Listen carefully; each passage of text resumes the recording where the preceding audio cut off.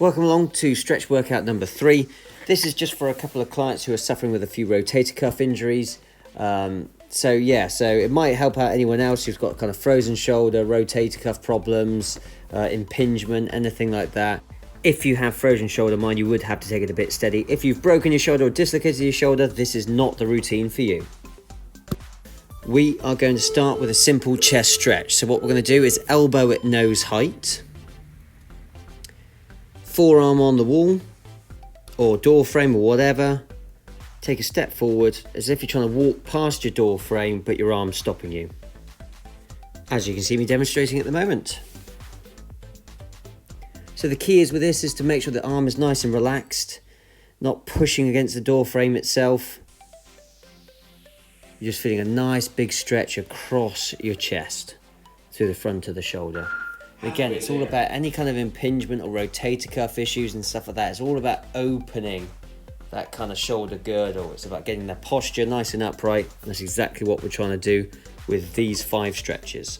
1 minute apiece. Follow the timer. 10 seconds.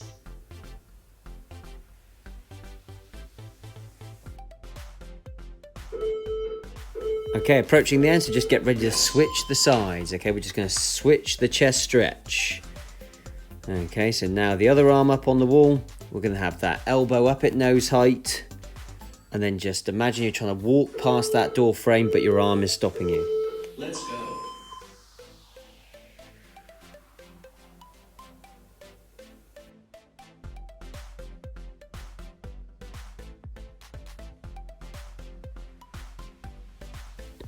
Again, we're only trying to hit a gentle stretch here, more a kind of 7 out of 10 in terms of discomfort.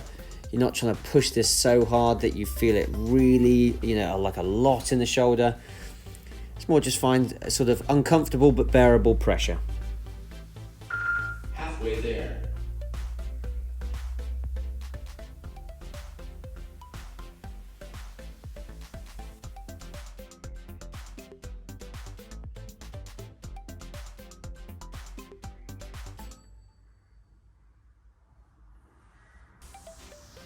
Ten seconds. Next move is one of sort of the new big moves that have come out of the kind of sports therapy world. It's called the bar hang. Okay, so basically imagine you're going to do a chin up, but you just hang at the bottom. Okay, it's not about necessarily getting into the air. By the way, if you don't have a chin up bar, this is the alternative: elevated child's pose stretch. So you do a normal child's pose stretch, but with your hands up on a seat or something like that.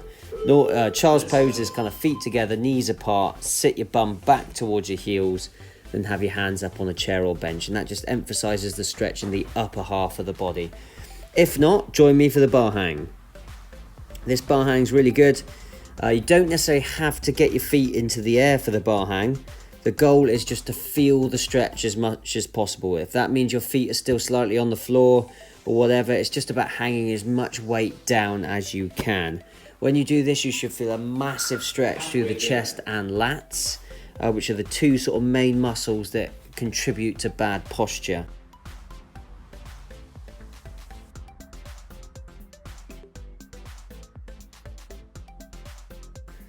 So just do what you can in the time. If you need breaks, that's absolutely fine. Okay, next move is going to be kind of an extra deep tricep stretch. So you're going to do the tricep stretch where you touch the back of your neck with one hand, but instead of pulling the elbow across with the other hand like you would do with a traditional tricep stretch, you're going to lean that elbow up against the wall so you can lean some extra weight into it and push that hand further behind you.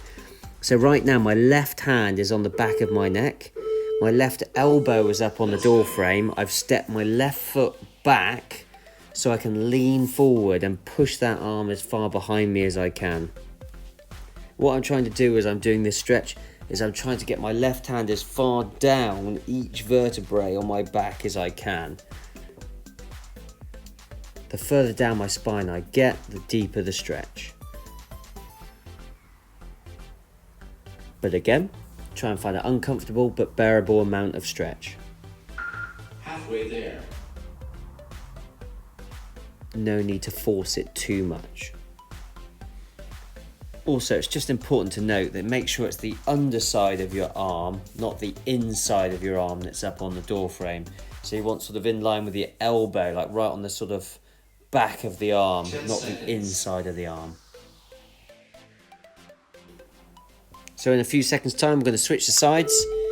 We'll just put the, so I'm going to touch with my right hand to the back of my neck.